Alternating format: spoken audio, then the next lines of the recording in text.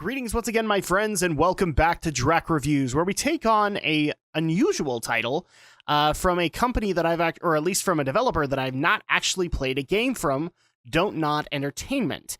Normally, they are known for the Life is Strange series of games, which I've been recommended numerous times, but this time they decided to do an interesting offshoot while incorporating what they did know along with stuff that they wanted to be able to do, as we take on Vampyr.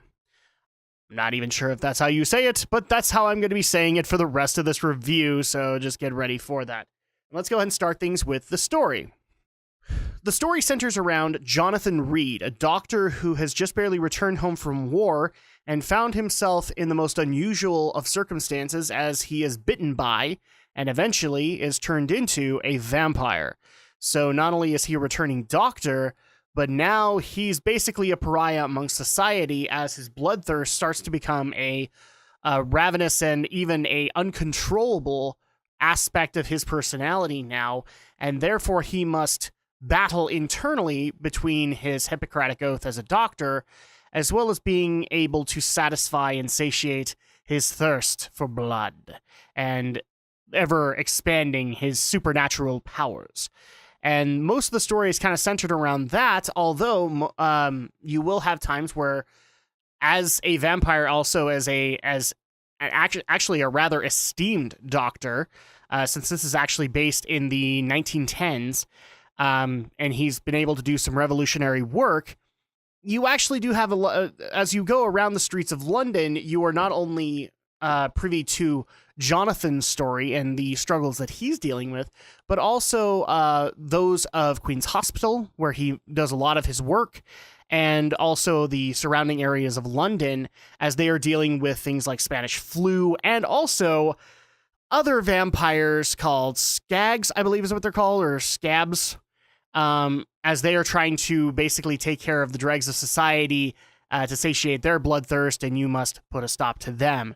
Overall, the story here actually has a lot of potential. It has a lot of really amazing moments to be able to not only have that conflict of supernatural, but also have things look real enough that you can have that tiny little bit of suspension of disbelief when you add in the vampire aspects of it.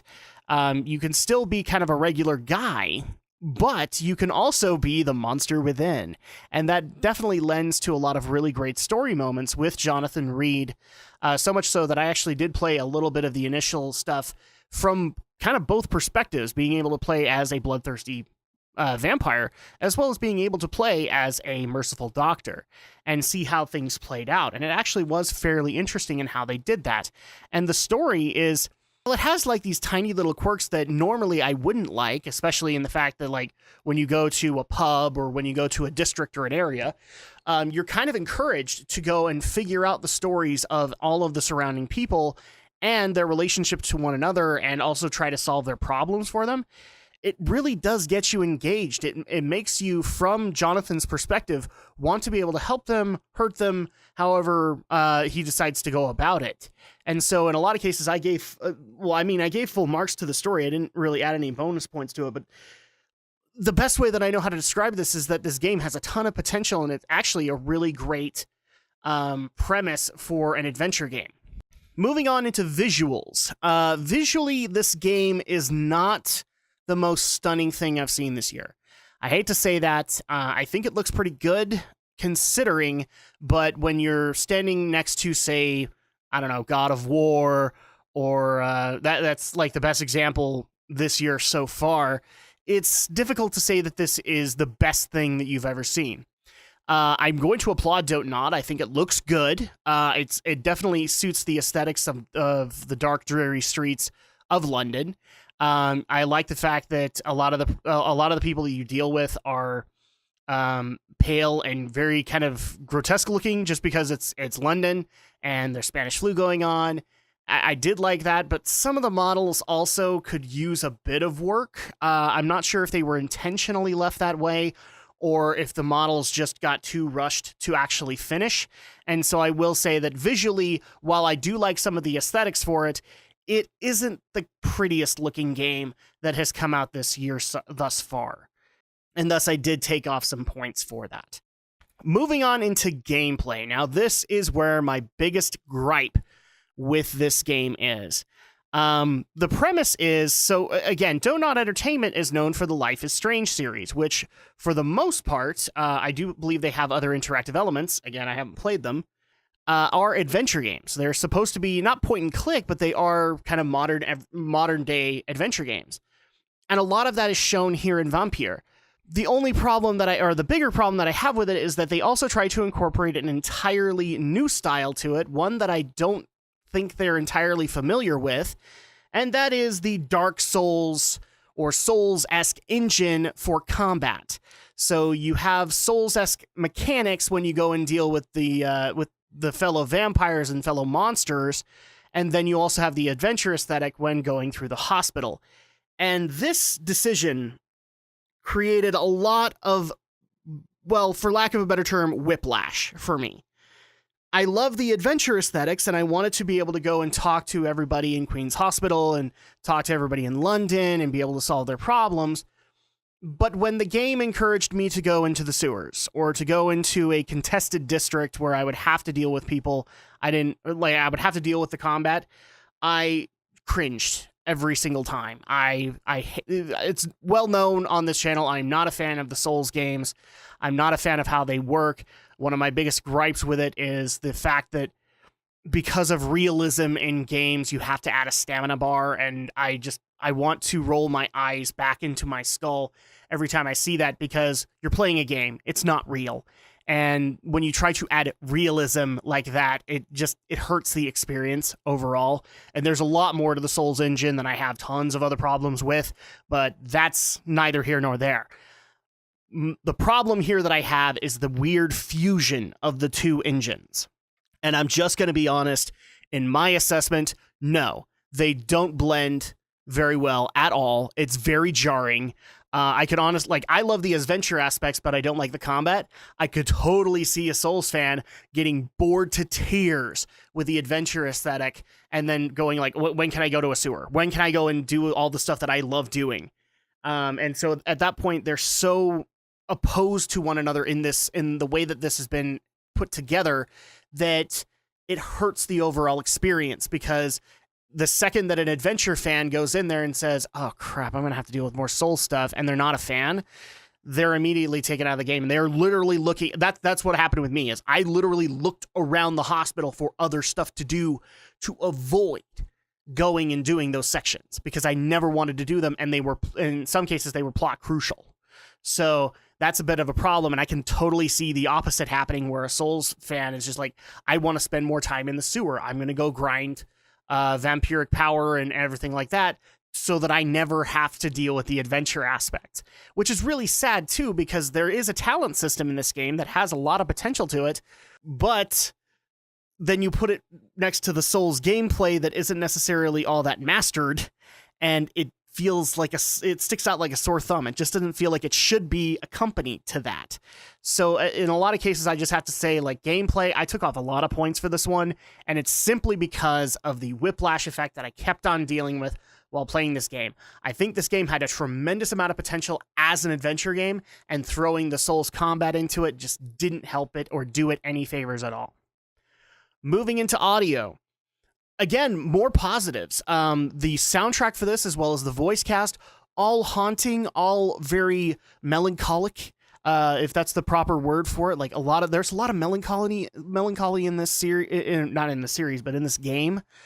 There's a lot of dreary and dark and very haunting melodies that are going through when you're searching the streets of London, even when you're going to like a safe room. Usually in games, we get used to the fact that like safe rooms are supposed to feel safe, and the music kind of reflects that. The best example I would give to you guys is the Resident Evil games. Every save room has some kind of piano tingling that is supposed to make you feel more at ease. And if you don't hear that, then you know that save room isn't necessarily all that safe to begin with. This game puts you in a state of unease regularly, and that's appropriate and sets the tone. Jonathan feels uneasy, whether it be with society, whether it be within his own body. And the music reflects that. Also, the voiceover cast reflects that very well too. In fact, I unfortunately forgot to, before recording this, get the voice actor for Jonathan Reed, but the actor that played him did an amazing job with trying to keep him as not necessarily monotone, but as serious as he could possibly be, but also withhold all of the disgust for what he is becoming, and also emphasize the fact that he is a doctor and he wants to be able to help people out. So I really do want to give massive props to a lot of the voice cast in this, as well as to the composer, which I do have the name for, Olivier Derivier. I think I'm saying that right. I want to give massive props to you. You did a really great job with the music here, and I gave full marks for the audio. Moving on into replay value. This one's a toughie because I think that people who have no problems with either of the playstyles, you're going to be fine. And yeah, there might actually, there's a lot of potential for a lot of replay value simply because there are stories that you might not have seen in your first playthrough. But the problem is that I have a feeling that a bigger problem for Vampyr is going to be people are going to like the adventure style, but not the soul style, or they're going to like the soul style and not the adventure style. And that jarring aspect, I think, hurts it. So while I do acknowledge that I think there is potential for replay value, the overall kind of hurts that aspect as well.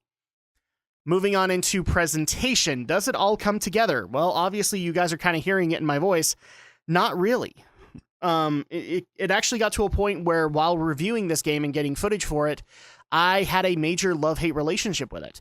When I started out the game, I really loved it because then I could go and do all of the story aspects. I could go talk to the doctors. I could talk to the patients. I could try to solve their problems. I could try and fix their maladies. I could go back to my office and be able to figure out the cure for whatever is ailing them. But then the story would push me into a district that I knew I was going to have to deal with some combat. And that's when I cringed. I wanted to do anything in this game other than go and do that mission. But eventually you have to go and do it. So does it come together? Unfortunately not, which is why I have no problem giving Vampyr a final score of 5 out of 10. It is average and just in the aspect of where they tried to be experimental. It unfortunately, to me at least, blew up in their faces. It didn't necessarily work out. It instead made me look at an entire half of this game and just cringe and loathe the fact that I had to go and do them. And I'm not saying that I necessarily suck with the Souls engine. It takes a little bit to get back into it, but it's not a set of gameplay that I want to be able to take on. And especially with the Souls gameplay where you're going to have some issues, you're going to die, you're going to run out of stamina. It really hurts that overall gameplay, and it really hurts the overall experience that was going into it. So, unfortunately, that takes a good game, which I think had a lot of potential, and brings it down to an average because of the fact it is so jarring in its two gameplay schemes. But is it worth it? Currently, you can get Vampyr for PlayStation 4, Xbox One, and PC, and you can get it brand spanking new for $59.99. Although I am starting to see a lot of sites that are starting to put it at discounted rates, as low as $30 or at least $29.99 on some of those sites. Is it worth it? At the $59.99, I have to be honest, no, it is not. And just because of the jarring playstyle or the jarring conflict between the playstyles that hurts the overall experience. If you want to be able to play this, the two recommendations that I would make if you want to pick up Vampyr. If you want to pick it up, make sure that you like or don't have a problem with either of those playstyles, because then at that point you're meshed in and it's all going to work out just fine for you. And B, get it at some kind of a sale or some kind of a discount. I'm sure Steam has had a number of sales on this thing already. I would recommend you get it at least $5 or $10 cheaper than what it is currently on price for, at least brand new. Because at that point, at least you don't feel as jilted just in case it doesn't work out. That's really my biggest concern with anybody picking this game up, is that it might not work out, and I don't want you to feel jilted at the price tag you just paid out for a game that is as experimental as this. And that's going to go ahead and do it for this review. I don't like doing reviews like this, but, you know, I have to be as honest as I can. I know that a lot of people might not necessarily agree with it, and good on you. Feel free to leave a comment. I'd love to see that you guys liked it, because to me, it is kind of a waste of my money. I'm very disappointed at that, but hey, if you got your money's worth, I'm very happy about that too. But again, thank you guys so much for watching this video. Thank you guys so much for your continued love, patience, and support for the channel. I really do appreciate it. And of course, my friends, I will be back in time for the next review.